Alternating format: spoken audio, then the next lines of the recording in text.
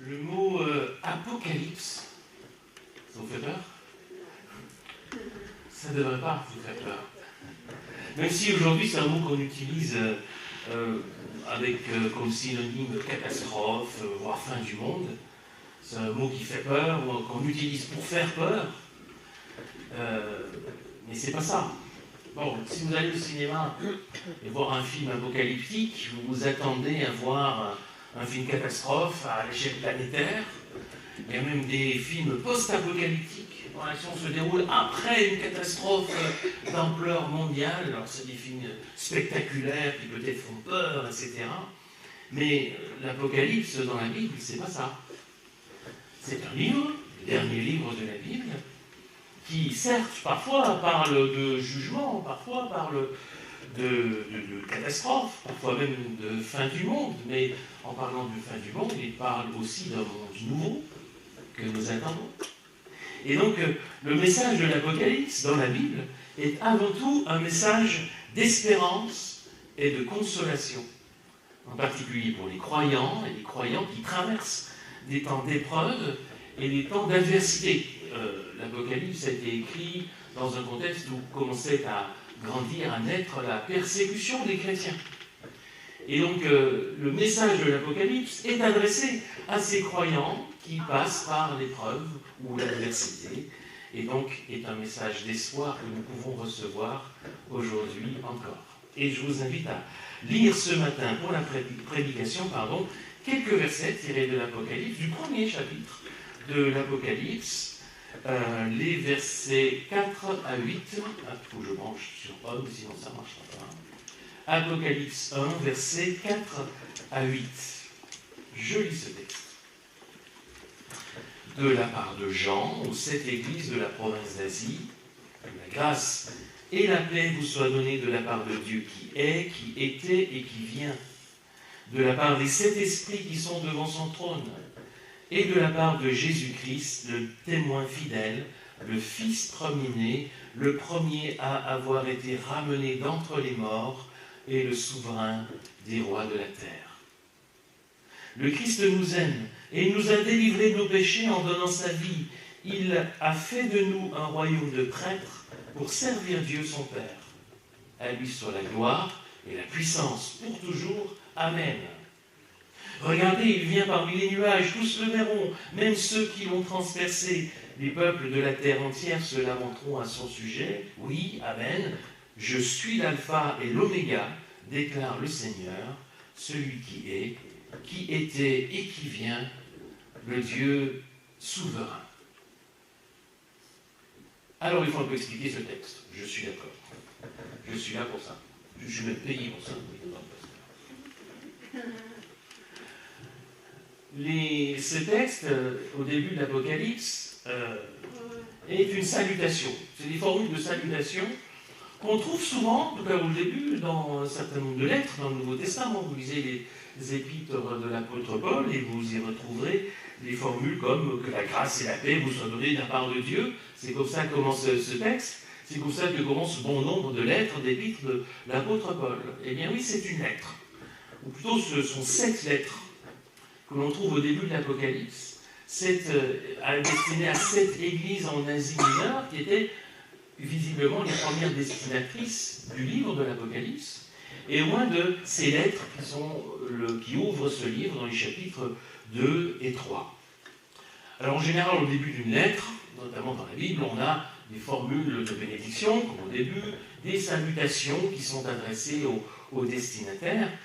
Là, c'est quand même une densité particulière qu'on a dans ces quelques versets. Des salutations extrêmement denses, profondes théologiquement, qui sont d'ailleurs ici, d'abord, on peut le remarquer, une salutation avec une formule trinitaire. De la part de Dieu, le Père, de la part des 7 esprits, c'est pas habituellement la façon qu'on utilise, mais les 7 esprits, ici c'est le Saint-Esprit, et de la part de Jésus-Christ, le Fils. Donc on a les 3 personnes de la Trinité qu'on retrouve ici dans cette salutation. Alors c'est vrai que ce n'est pas l'ordre habituel en théologie trinitaire classique. En général, on a d'abord le Père, puis le Fils, puis le Saint-Esprit. Là, l'ordre est un petit peu différent pour mettre l'accent sur le Fils, sur le Christ. c'est lui qui est cité en dernier, et on y associe des titres en particulier sur lesquels on va revenir. Et par la suite, si vous lisiez la suite, vous verriez qu'il est présenté comme étant celui qui est le premier auteur de ces lettres adressées aux 7 églises, dans une grande vision du Christ glorieux. On le voit tenir dans sa main les étoiles, les lampes, qui sont l'image même de l'église, de ces 7 églises auxquelles il écrit. Donc c'est une salutation théologique, profonde, dense, qui nous parle en particulier de la personne du Christ. Et si on creuse un petit peu, et on va essayer de décrypter, de recevoir ce que ce texte nous dit, il nous parle du Christ. Il nous dit qui est Jésus, le Christ, le Fils de Dieu, non seulement qui il est dans l'absolu, mais qui il est pour nous. Et les bienfaits que nous pouvons retirer de ce qu'est Jésus-Christ pour nous. Et d'abord, j'aimerais m'arrêter avec vous sur une formule, vous l'aurez peut-être remarqué, qui apparaît 2 fois dans ces quelques versets. 2 fois, d'abord au verset 4, appliqué à Dieu, puis au verset 8, appliqué au Seigneur. Le Seigneur qui peut désigner Dieu ou le Fils, qui désigne l'ensemble du Dieu trinitaire en quelque sorte. Et cette formule, c'est celui qui est, qui était et qui vient. C'est une formule qui fait sans doute référence au nom du Seigneur, ce nom révélé à Moïse dans le livre de l'Exode, un nom mystérieux qui est dérivé du verbe être en hébreu et que sans doute on prononçait Yahvé. Je dis sans doute parce que on n'en a pas une certitude absolue, puisque c'est un nom qui est considéré comme sacré, et que les Juifs, aujourd'hui encore, ne prononcent pas. Et à la place, quand on lit, aujourd'hui, dans la synagogue, ces textes-là, à la place de ces 4 lettres, c'est pour ça, cette lettre hébraïque, tétragramme, on lit à la place Adonai. Adonai, ça veut dire le Seigneur. Et en fait, c'est ce nom intime, profond, personnel de Dieu qui a été révélé à Moïse dans ce texte-là, dont j'affiche un extrait, qui est au moment du fameux épisode, vous savez, du buisson ardent, lorsque Moïse voit un buisson qui brûle et qui ne se consume pas, et qui va voir ce qui se passe, et là, il a une rencontre, une révélation de Dieu, qui va l'appeler, qui va l'envoyer pour aller prendre la tête du peuple hébreu et le faire sortir de l'esclavage en Égypte, et qui dit, dans Exode 3, versets 13 et 14, c'est Moïse qui parle, « Je vais aller trouver les Israélites et leur dire, le Dieu de vos ancêtres m'envoie vers vous, mais il me demandera ton nom. Que leur répondrai-je » Et Dieu déclara à Moïse, « Je serai qui je serai. Voici donc ce que tu diras aux Israélites, je serai, m'a envoyé avec vous. » Peut-être que dans votre version, vous avez « je suis » plutôt que « je serai ». On peut traduire de cette façon ou de l'autre. En fait, c'est pas évident à traduire, ce texte et cette formule. Aujourd'hui, les versions modernes traduisent souvent « je serai qui je serai ». On peut traduire « je suis qui je suis », ou même la vieille version seconde traduisait quelque chose qui n'est pas du français, pour montrer que c'est compliqué de le faire. « Je suis celui qui suis ». Voilà, c'est pas du bon français. Mais c'est pour montrer qu'il y a là quelque chose de compliqué. En fait, on peut comprendre que c'est compliqué, avec nos mots, de décrire la réalité de Dieu. Alors on fait au mieux. Mais l'idée, c'est que fondamentalement, le Seigneur est celui qui est. Il dit « je suis », ou il dit « je serai ». Il est, il était, et il vient. Ben ça, c'est une sorte de périphrase, en fait, qui fait référence à ce nom. Le Seigneur, celui qui s'est révélé à Moïse, est celui qui est, qui était et qui vient. Et c'est intéressant de voir précisément la façon dont les choses sont dites, sont formulées. Ce n'est pas « il est celui qui était, qui est et qui vient ». C'est pas ça. C'est celui qui est, qui était et qui vient. C'est une nuance qui a son importance. Fondamentalement, le Seigneur est. Il est « je suis ». Il a toujours été « je suis ». Il sera toujours « je suis ». Aussi longtemps qu'on remonte dans le temps, il est. Aussi loin qu'on puisse aller dans l'avenir, dans le futur, il est. Le Seigneur est. Et d'ailleurs, la formule, ce n'est pas il est celui qui est, qui était et qui sera. C'est pas ça. C'est il est celui qui est, qui était et qui vient. Et là aussi, il y a une petite nuance qui veut dire quelque chose. C'est plus dynamique. Il est, il était, il sera, ça ne bouge pas. Pas de surprise, il est l'éternel, l'immuable, un peu lointain peut-être. Et si on dit il est, il était, il est, il était et il vient, je trouve que c'est plus dynamique. Que ça nous ouvre à une attente. Il va venir. Il est, il sera, non, il vient. Il vient à notre rencontre. Ça éveille la curiosité, ça nous invite à nous laisser surprendre par ce qu'il est, ce qu'il sera pour nous demain. Le Seigneur est et il sera là demain. Il sera toujours là pour nous. Il sera toujours « je suis ». Et comment est-ce qu'il le sera pour nous demain? Surprise, découverte, émerveillement de voir comment le Seigneur peut être le même tout en étant toujours différent en venant à notre rencontre. Il vient. Et ça, c'est la première bonne nouvelle de ce grand hymne à la gloire de Dieu globalement et du Christ en particulier, c'est que, quelles que soient les circonstances, quels que soient les événements, aussi troublants, aussi chaotiques qu'ils puissent paraître, le Seigneur nous dit « Je suis ». Le Seigneur est. Il est là. Et là, on peut penser aussi aux dernières paroles de Jésus à ses disciples. Vous savez, dans l'évangile de Matthieu, à la fin, qu'est-ce qu'il dit à ses disciples? La dernière parole qu'il leur dit. Il leur dit « Je suis avec vous tous les jours jusqu'à la fin du monde. » C'est ça la dernière parole que Jésus dit à ses disciples dans l'évangile de Matthieu. Non pas « Je serai avec vous tous les jours ». Non, non. Je suis. Je suis avec vous. Je suis toujours là. Jusqu'à la fin du monde. Quelle que soit la situation dans laquelle vous vous trouvez aujourd'hui, le Christ vous dit « Je suis avec toi ». Ça, c'est la première promesse sur laquelle nous pouvons nous appuyer. Et puis c'est vrai que quand on est dans l'épreuve, dans l'adversité, dans la difficulté, se souvenir de cela, de cette promesse. Je suis là et je serai toujours là.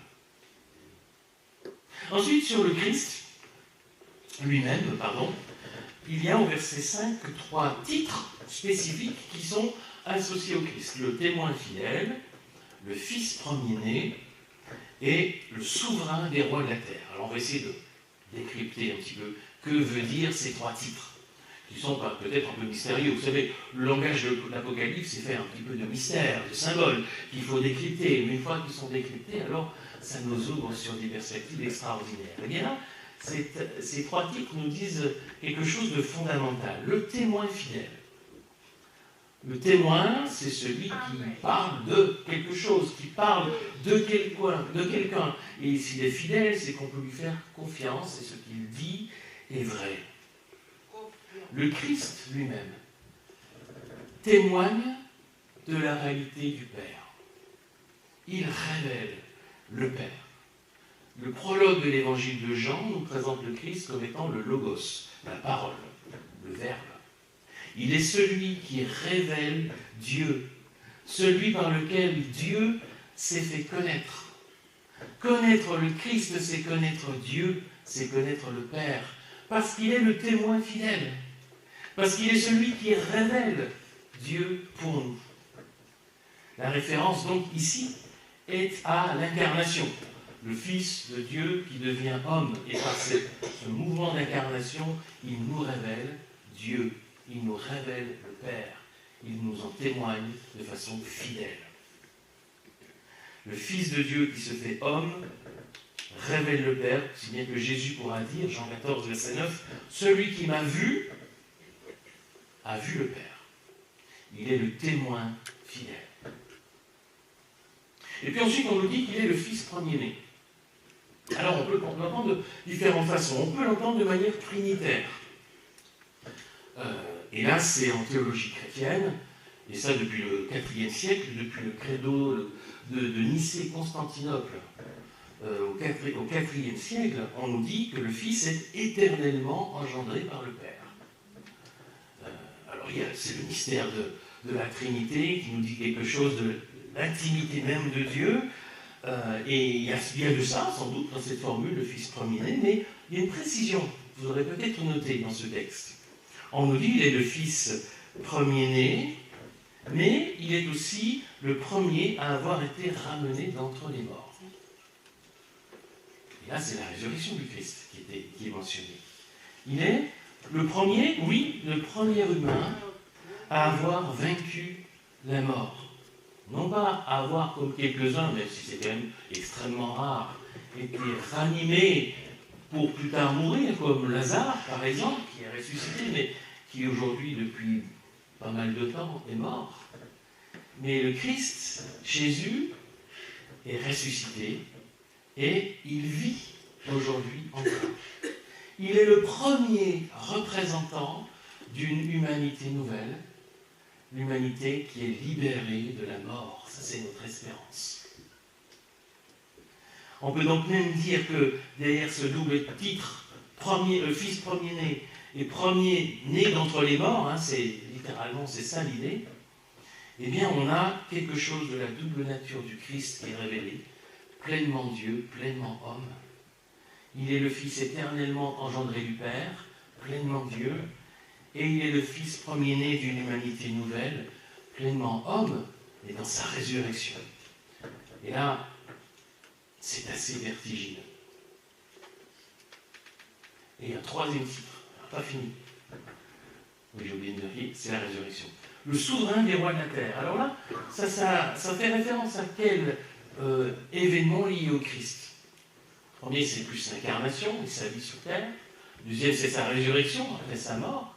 Eh bien, c'est l'étape suivante, celle de l'ascension, lorsque le Fils est retourné auprès du Père pour aller s'asseoir sur le trône et entrer dans son règne.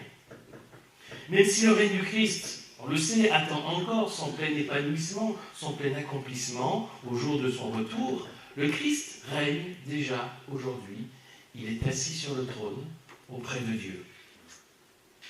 Et vous voyez, incarnation, résurrection, ascension, c'est toute l'œuvre du Christ qui est contenue dans ces trois titres. Le Christ est celui qui a pleinement accompli le projet de Dieu. C'est celui qui a tout accompli pour nous. Celui qui est venu, qui a vécu, qui est mort, qui est ressuscité et qui est retourné auprès du Père pour nous sauver, pour être à l'origine, pour nous, d'une espérance éternelle. Comment ne pas éclater en louange devant le rappel de ce qui est le cœur de notre foi? Et puis, une troisième chose, un troisième élément dans cette salutation. Je vous avais dit qu'elle était dense, c'est incroyable. Dans ces quelques versets, tout ce qu'il y a, tout ce qui nous est dit, tout ce qui nous est rappelé du Christ, ce qu'il est pour nous, il y a ce qu'on appelle une doxologie. Alors, qu'est-ce que c'est une doxologie? Une doxologie, c'est une formule liturgique qui rend gloire à Dieu. Il nous aime et il nous a délivrés de nos péchés en donnant sa vie. Il a fait de nous un royaume de prêtres pour servir Dieu, son Père. Ici, cette formule-là, elle met en valeur l'amour du Christ. Dans une formule, et ça c'est intéressant de le noter aussi, qui est toute simple et pourtant lourde de sens. Il nous aime. Qu'est-ce qui est important ici? C'est que la formule est au présent. Il nous aime. Le fait que ce soit au présent, ça change tout. Les deux verbes suivants sont au passé. Il nous a délivrés de nos péchés en donnant sa vie. Il a fait de nous un royaume de prêtres pour servir Dieu son Père. Ça, c'est l'œuvre qu'il a accomplie pour nous. C'est sa mort à la croix. qui nous délivre de nos péchés. Le salut qui nous a acquis au prix de sa vie. Il nous a délivrés de nos péchés en donnant sa vie. Ça, c'est un aspect de son œuvre. Et puis l'autre aspect, c'est la conséquence pour nous de tout cela, c'est que cette œuvre de salut fait de nous un royaume de prêtres pour servir Dieu. Un royaume de prêtres. Autrement dit, nous avons tous, qui que nous soyons, si nous sommes croyants, eh bien nous sommes prêtres. Pour dire prêtres et prêtresses. C'est pareil pour les hommes ou pour les femmes, qui que nous soyons, nous sommes prêtres, nous formons ensemble un royaume de prêtres. Nous avons tous et toutes, par la foi, un libre accès à Dieu. Vous savez, dans le culte de l'Ancienne Alliance, il y avait seulement les prêtres qui pouvaient s'occuper des affaires du temple et aller dans la présence de Dieu. Eh bien, en Christ, par la foi, nous sommes tous prêtres. Il n'y a plus ceux qui vont dans le temple et ceux qui restent dehors. Tous nous y avons pleinement accès, tous nous pouvons entrer dans la présence même de Dieu et il nous accueille, qui que nous soyons, tous et toutes. La proximité avec Dieu n'est pas réservée à quelques-uns, elle n'est pas pour une élite, elle est offerte à tous et à toutes par la foi. Ça, c'est l'œuvre de salut que nous trouvons en Christ. Et en cela, on peut dire que le Christ nous a aimés. Ben oui, il nous a aimés en donnant sa vie pour nous. Il nous a aimés en faisant de nous un royaume de prêtres, en nous ouvrant l'accès direct par la foi à Dieu. Il nous a aimés de cette façon-là. Mais son amour ne s'arrête pas à la croix. Il nous aime aujourd'hui. C'est ça que dit ce texte. Non seulement il nous a aimés, parce que ce qu'il a accompli pour nous, mais aujourd'hui encore, le Christ nous aime. Aujourd'hui, le Christ nous dit « Je t'aime ». Et parce qu'il nous aime, oui, il nous aime, il est à notre côté. Parce qu'il nous aime, il se soucie de nous aujourd'hui. Parce qu'il nous aime aujourd'hui, il nous connaît parfaitement. Parce qu'il nous aime aujourd'hui, il nous comprend. Cet amour du Christ, nous pouvons le vivre par la foi, nous pouvons l'expérimenter, le ressentir d'une certaine façon par son esprit qui vit en nous. C'est un des rôles de l'esprit, que de déverser en nous l'amour de Dieu, l'amour du Christ. De nous faire toucher du doigt la réalité de cet amour que nous comprendrons, que nous verrons, que nous saisirons dans toute sa grandeur au jour où nous serons dans la présence même du Christ, évidemment. Aujourd'hui, on peut n'en percevoir qu'une petite partie, un avant-goût, on pourrait dire, de cet amour dans lequel nous serons totalement plongés au jour de l'accomplissement du projet de Dieu, mais c'est déjà une réalité aujourd'hui. Le Christ nous aime, il vous aime aujourd'hui, et veut que nous comprenions, que nous recevions la réalité de cet amour dans notre vie. Si nous développons cette intimité avec lui, c'est ça le chemin de foi qui est important, développer cette intimité par la foi, dans la prière, dans la méditation de sa parole, nous entretenons cette proximité avec Dieu qui nous fait apprendre à comprendre, à discerner, à ressentir, à recevoir l'amour du Christ qui nous dit, qui vous dit ce matin, je t'aime.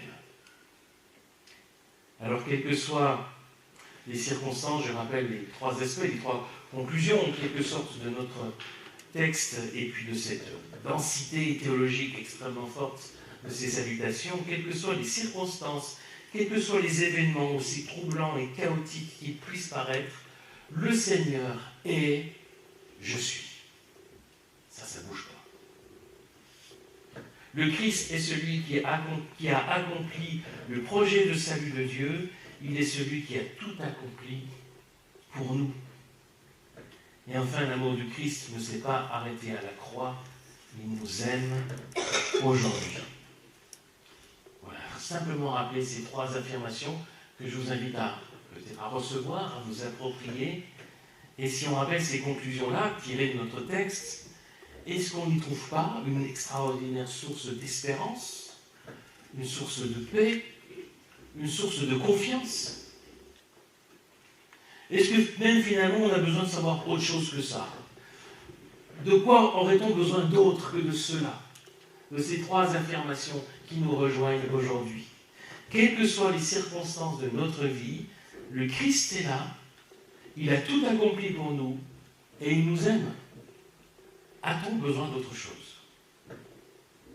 Alors nous pouvons simplement dire, comme ce texte le dit, à la fin de cette formule liturgique, disons-le nous aussi, à lui soit la gloire et la puissance pour toujours.